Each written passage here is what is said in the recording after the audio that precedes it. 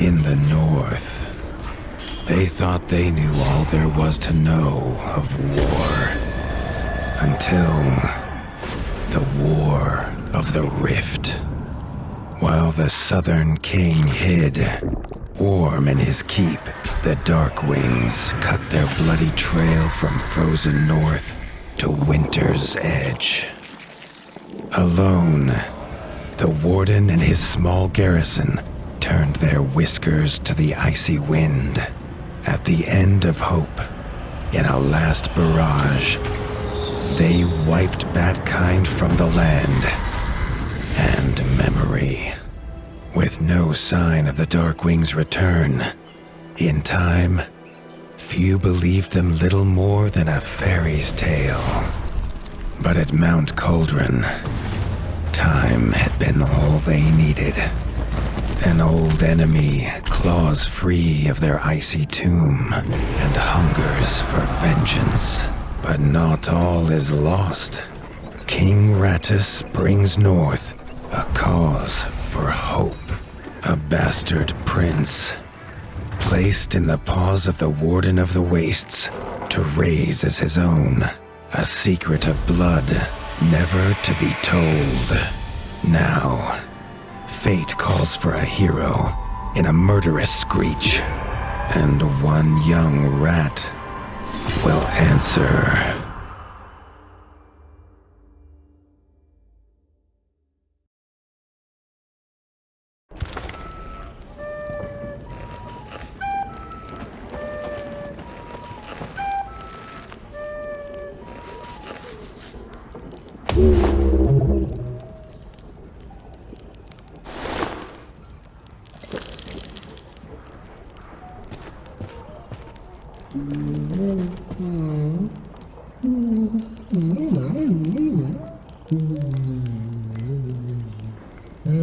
The stomp of his father's boots on the stair was how every morning began for Arlo.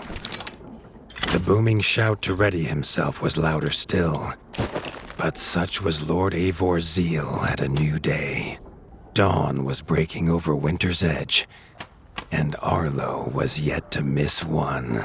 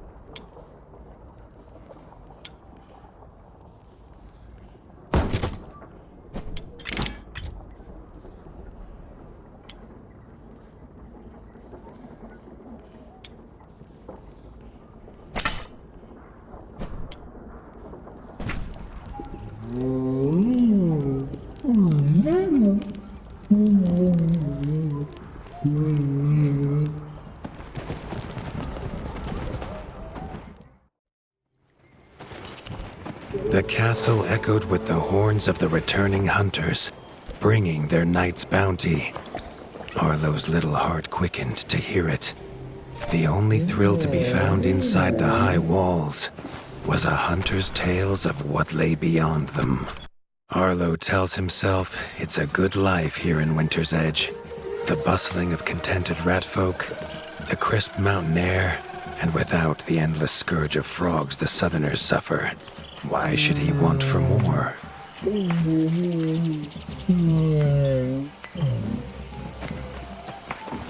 Arlo has no memory of his mother, but Hilda's food was a true taste of maternal kindness. With the right ingredients, she would make meals nourishing to body and soul. Tiki's shop was perhaps Arlo's favorite, as the shopkeeper had wares from far and wide. But getting him to part with his curiosities was never easy. There was no time for tales of the hunt today. Lord Eivor was already dividing what was an excellent haul, happy to see his people provided for. Arlo longed only to join the hunt, To see the ratdom or even the lands beyond, his father called it a fool's wish. Arlo's destiny was unshakable, much like the keep that would become his by birthright.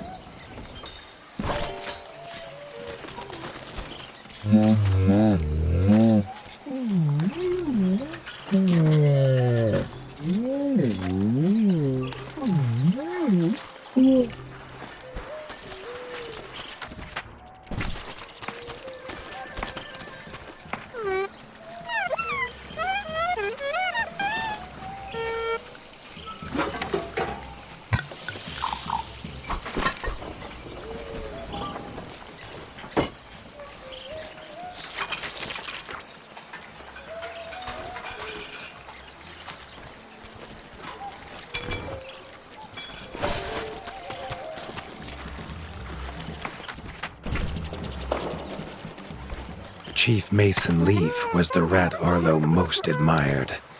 As younger brother to Lord Eivor, his carefree uncle never faced the burden of being Warden of the Wastes.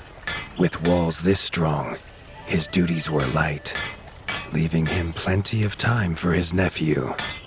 Krunk was a rat's rat, with no interests beyond his forge. If you have the parts, this Mastercraft's rat can make armor and weapons that would see off a sky scorcher bite, or so he claims. Arlo wondered how well they'd do against something that wasn't a myth.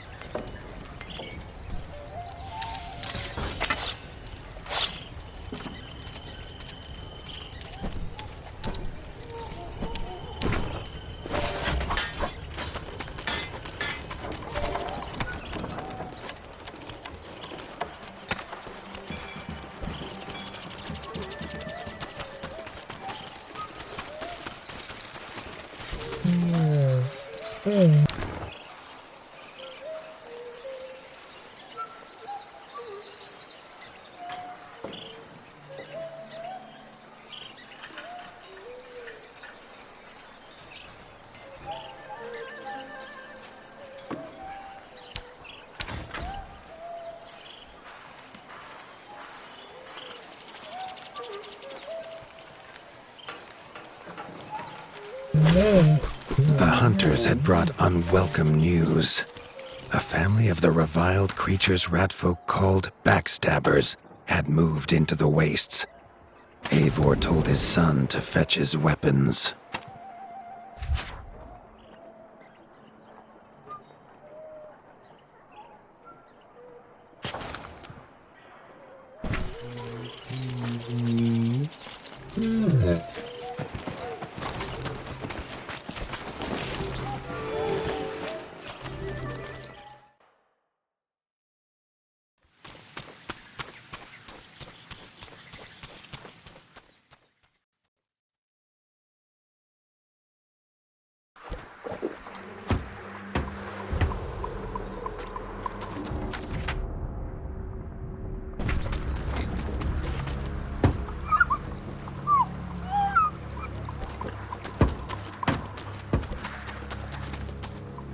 His father had no explanation for suddenly taking Arlo on a hunt.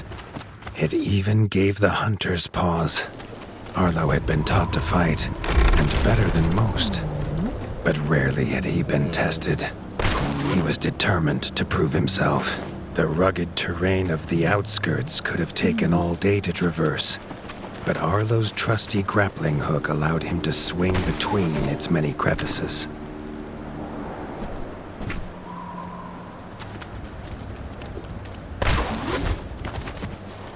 Arlo liked the feel of a sharp axe cutting through the vines. The wilds were part of his home, and nothing in them would frighten him. The famous frostberry bushes of the wastes were in full fruit already. Their juice made a healthy tonic, though Lord Eivor preferred them fermented. His father was a sturdy rat, built for strength, not speed. So Arlo found it curious that he challenge him to a race. The prospect of the hunt had filled Lord Eivor with a vigor that his son had not seen in years. or at least since breakfast.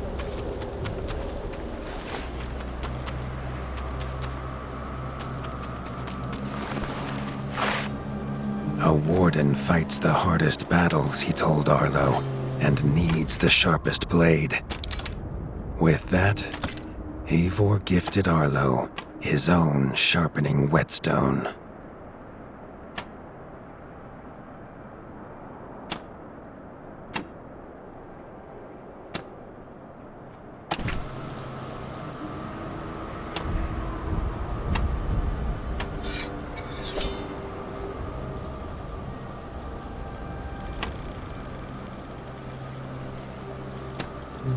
Whether these beasts were named for their spines, or for some past unforgivable deed, no rat knew.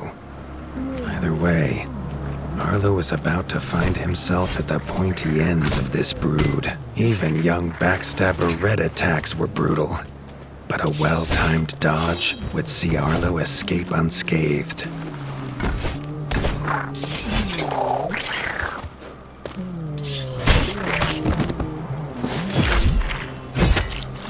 This backstabber lived up to its name with its deadly white attack, but Arlo's shield could block the deadly spikes.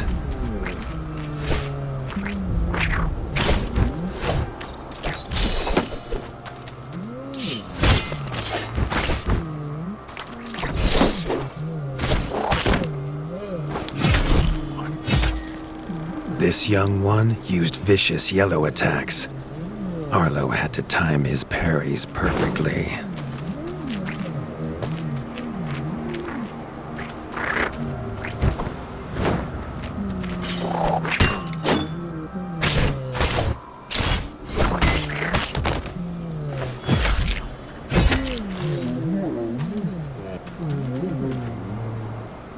This mother had left her young to fight alone. But the same could not be said of Lord Eivor as he leapt to his son's side.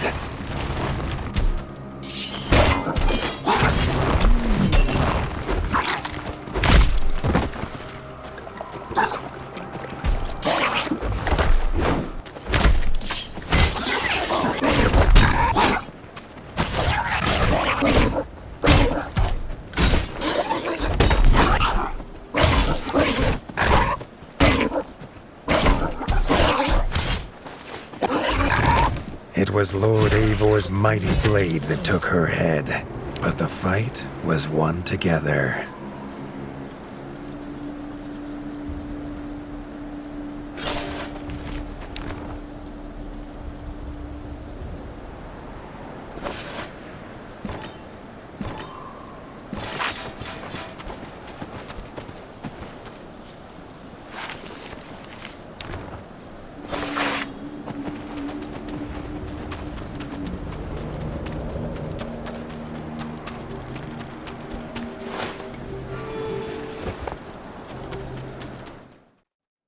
Arlo basked in his father's pride, almost as warm as at the fire inside Winter's Edge.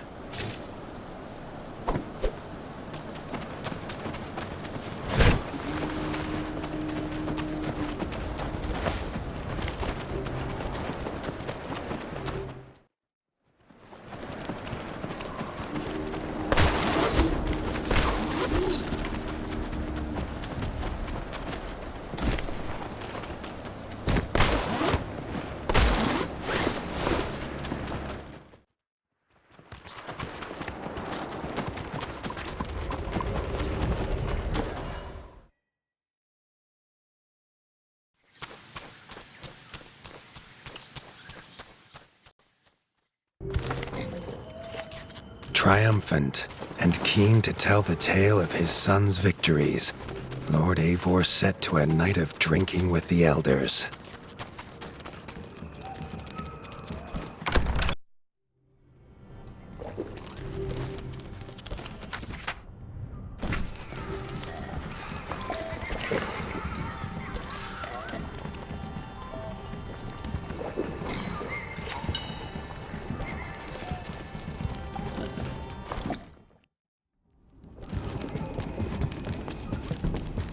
Arlo was reluctant to return to his bed. wondering how long he must wait to hunt again. The booming footsteps that woke him this time were nothing like those of his father.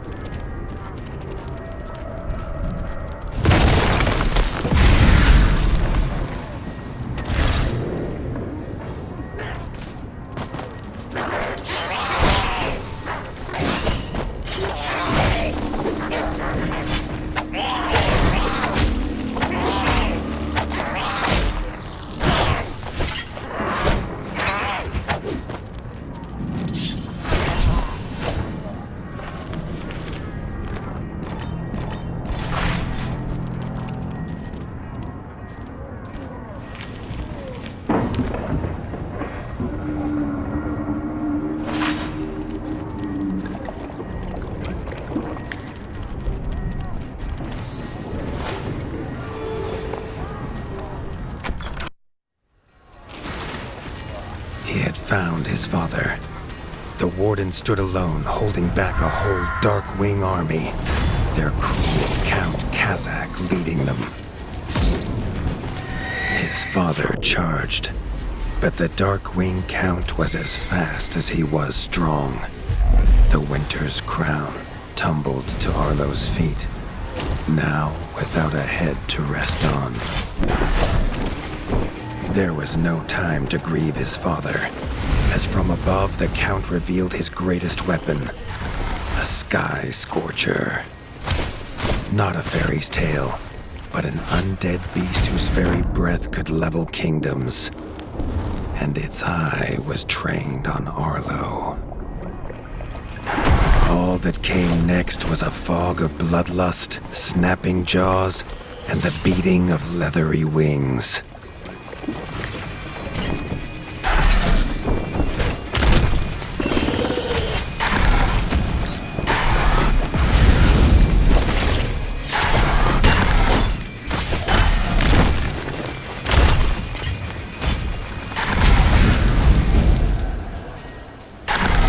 But there could be no victory. Arlo awoke, groggy and warm to his father's shouts. Only he wasn't in bed. The warmth was from the fire that had engulfed Winter's Edge, and the shouts were his uncle's.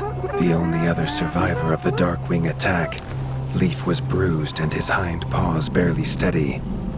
He'd seen villagers flee to the outskirts. Arlo knew it was up to him to make them safe.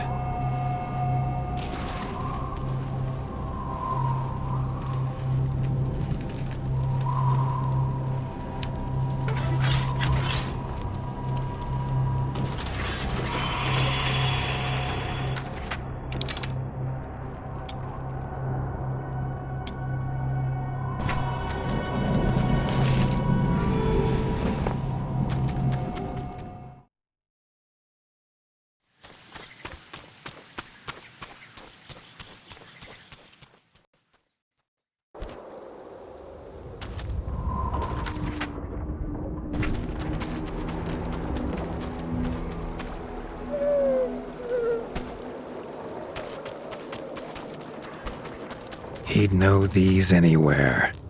Krunk's smithy hammer and Hilda's chef's knife. Arlo wondered why they would leave them here.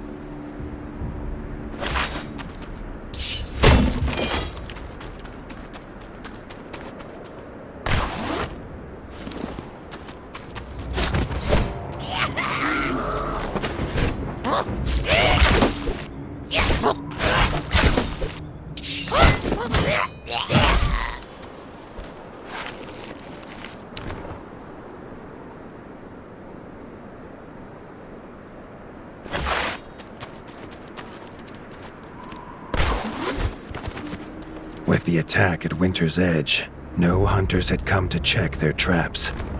Arlo thought he might find a use for them.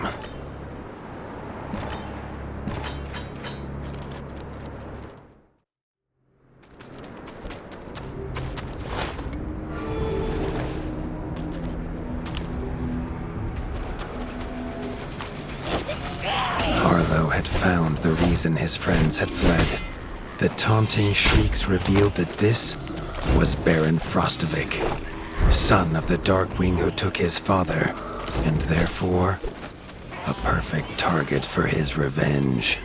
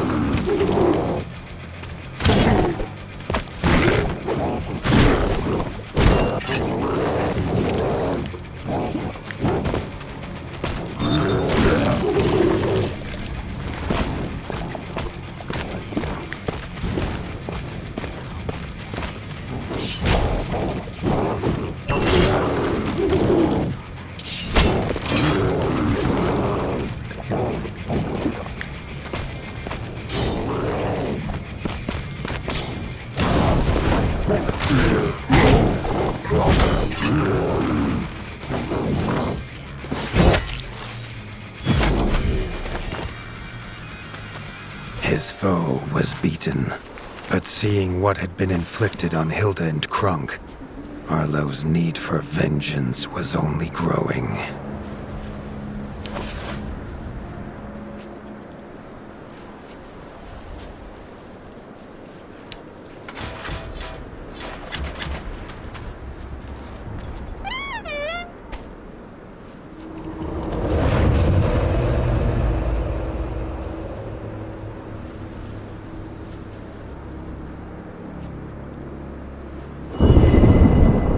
Suddenly wished to be within the walls of Winter's Edge, to hear the boot and boom of his father at dawn, a sound he realized he'd never hear again. He needed to return to whatever was left and make his plan.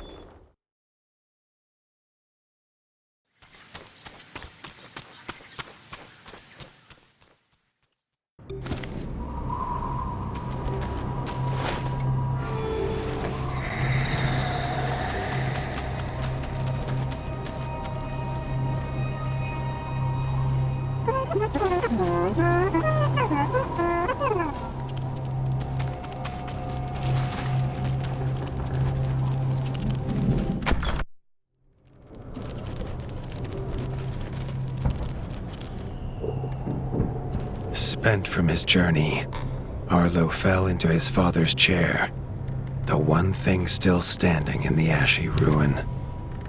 It was his chair now, along with the title of Warden of the Wastes.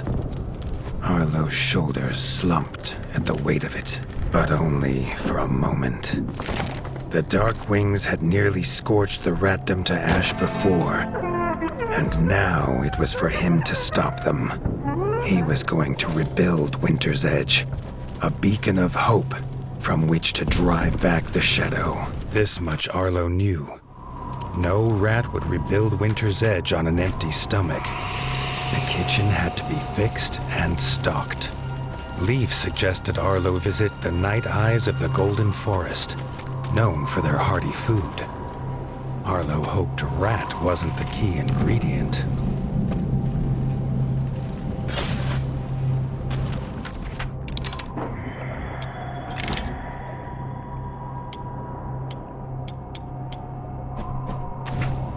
The smoke had attracted help in the unlikely form of a pirate.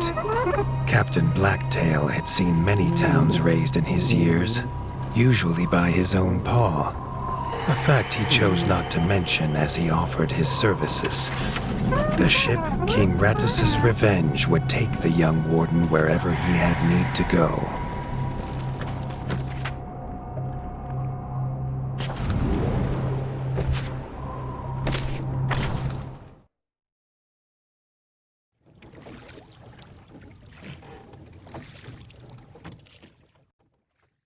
The autumnal gold canopy glimmered in the sunlight, held high by the silver boughs.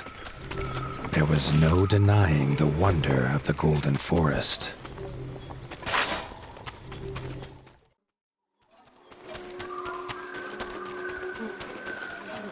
The peace Arlo found beneath the leaves was not to last. A shrill cry cut through the calm, a call for help. The hoots came from inside the bug farm, along with a stench of pond scum and villainy. A frog trap.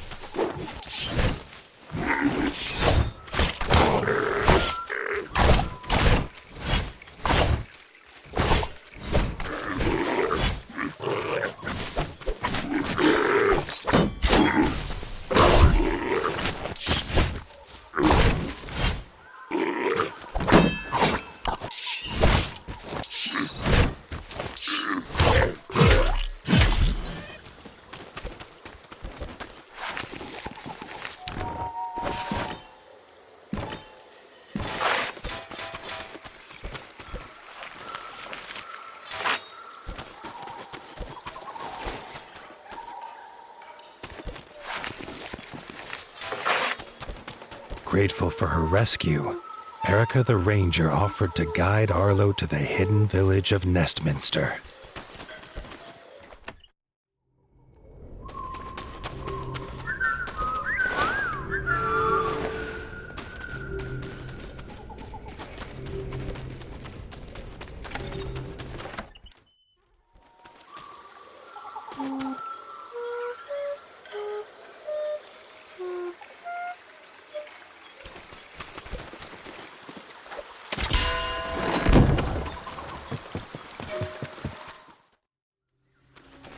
Nestminster's entrance was guarded. Under their helmet, the eyes of the guards seemed to glow. Was he prey walking into a hunter's camp?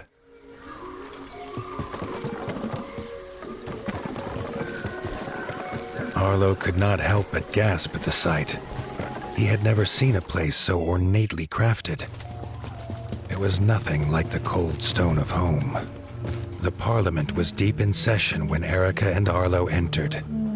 The Night-Eye elders listened, still as statues, to the pleading of a chef whose daughter Frey was missing. Erica threw herself forward, proclaiming she would rescue the chef's daughter and needed no help. Then she was gone, leaving Arlo to face the elders alone. The elders' staring eyes unnerved Arlo. But when they asked him to protect Erica, he did not refuse. Frey's father told them she wanted fish for a new soup recipe. He told her never to go to the dangerous Moonlight Pond, but she was stubborn as she was brave. The chef handed Arlo a few poison antidotes without explanation. Arlo wondered what could go in soup that would have him so scared.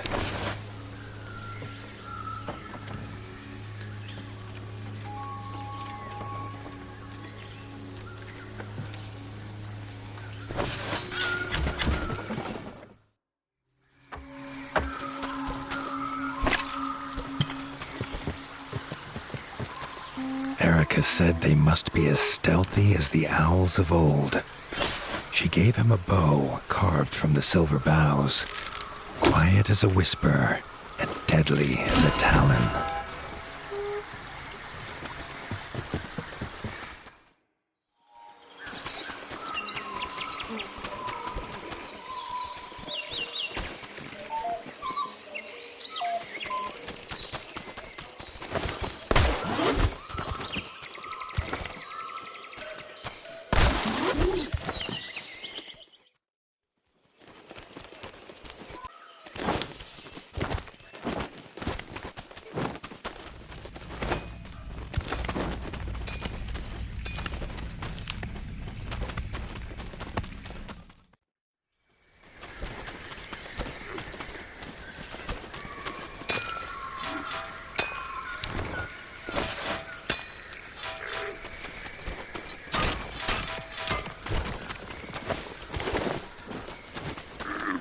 A white feather. Erica knew it was Frey's. They were on the right path.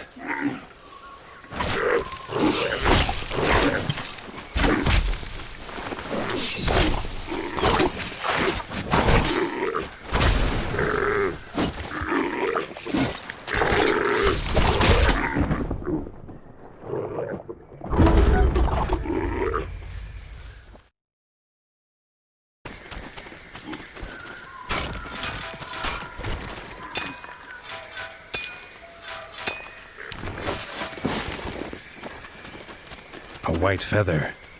Erica knew it was Frey's. They were on the right path.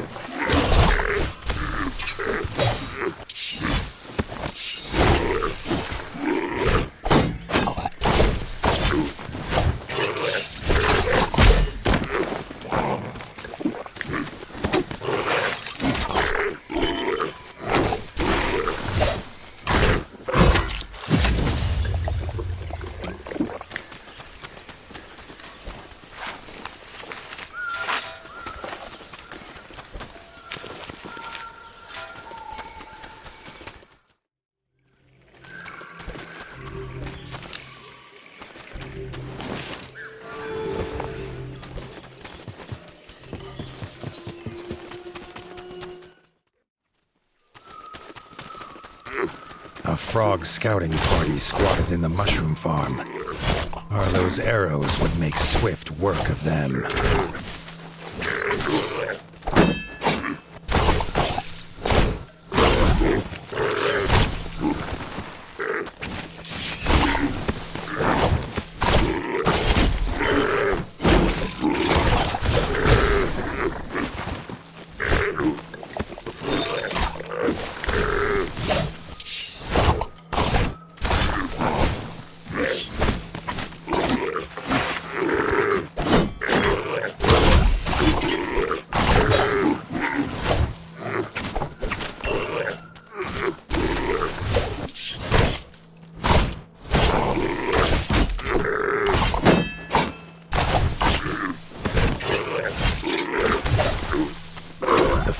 Emerged, shaken but grateful.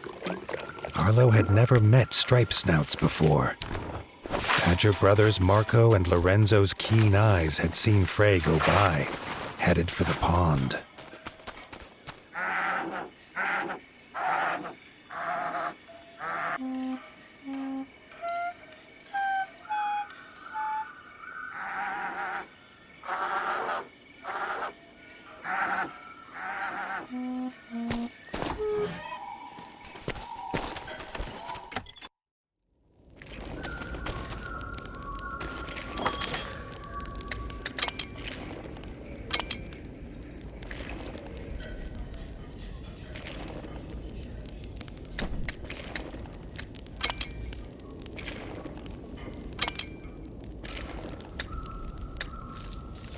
The farmer card. What it lacks in power, it makes up for in its positive qualities.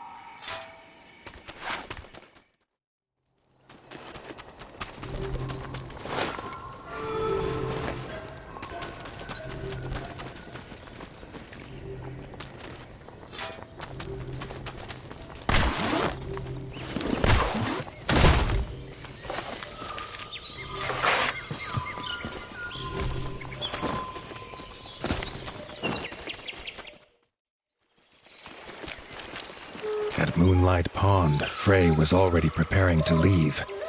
Her hunt, it seemed, was not done. With a hoot about an egg, she was gone.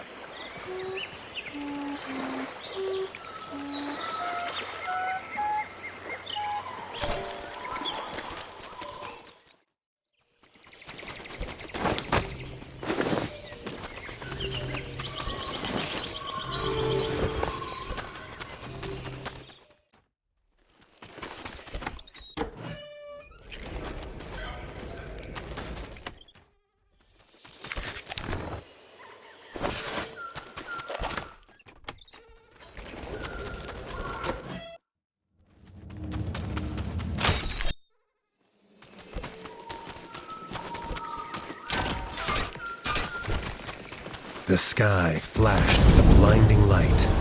Suddenly, towering before him stood an imposing figure, his flaming sword heating the air around Arlo.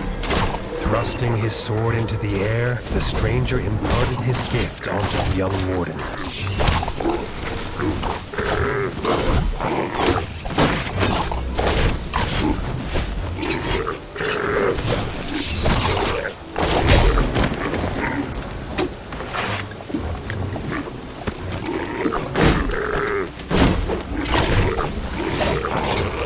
Arlo could feel the stranger's gift pulsing through his body, filling him with a burning desire to avenge his father and rid the North of the Darkwing scum.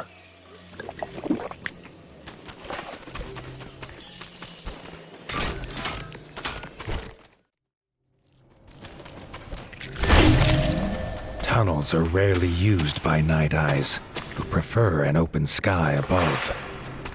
Arlo knew dangerous creatures lurked in such dark places.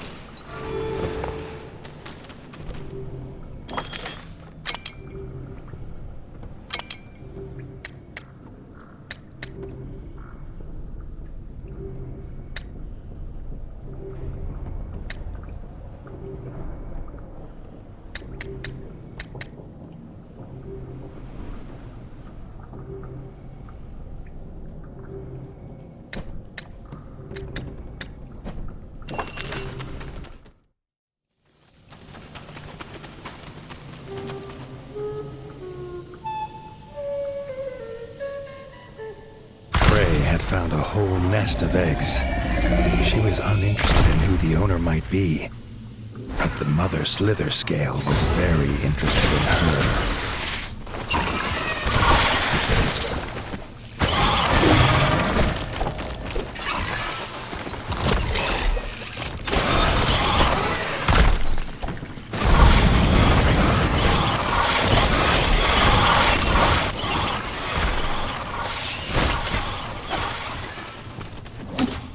Side by side, Erica and Arlo forced the slither scale from its lair.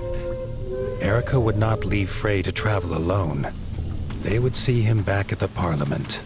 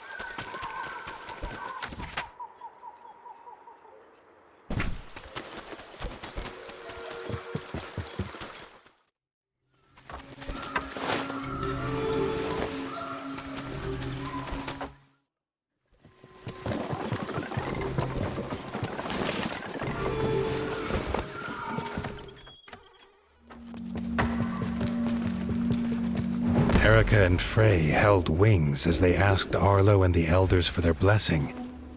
They wanted to leave and start their own kitchen at Winter's Edge. All agreed. Arlo hoped slither scale eggs would not be on the menu.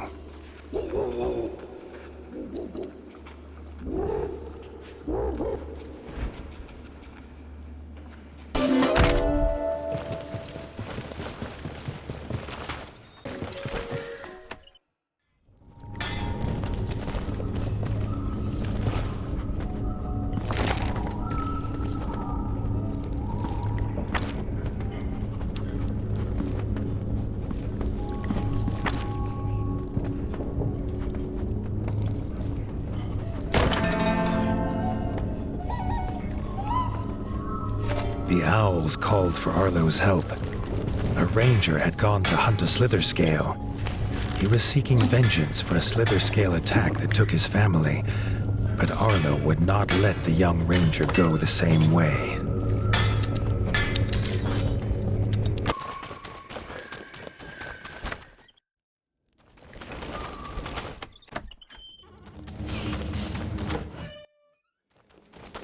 Arlo found the ranger was already locked in battle with the slither scale. He would not survive long fighting alone.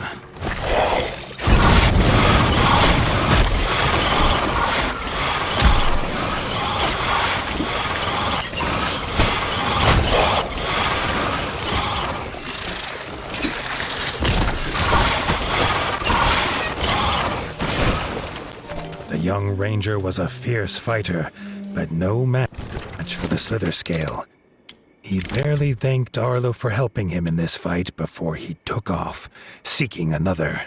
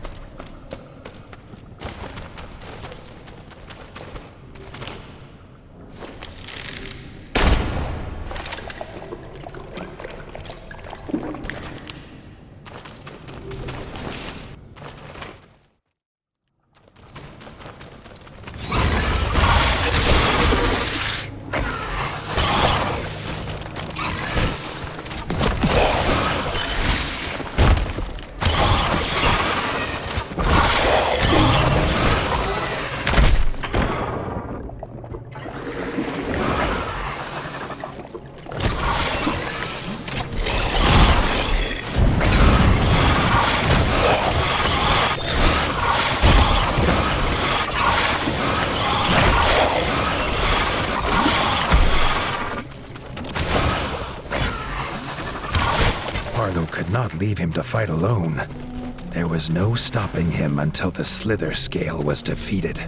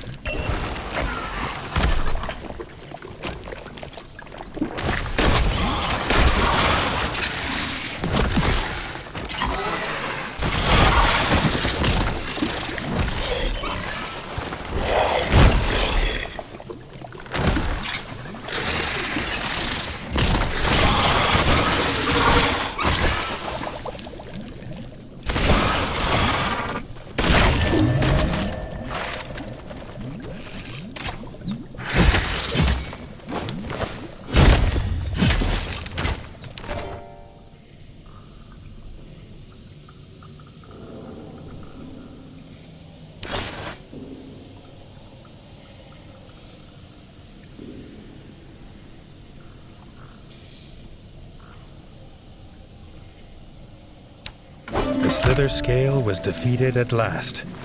The young ranger took no spoils, and with only a brief hoot of thanks, he was gone. Arlo hoped the ranger's thirst for revenge was finally sated.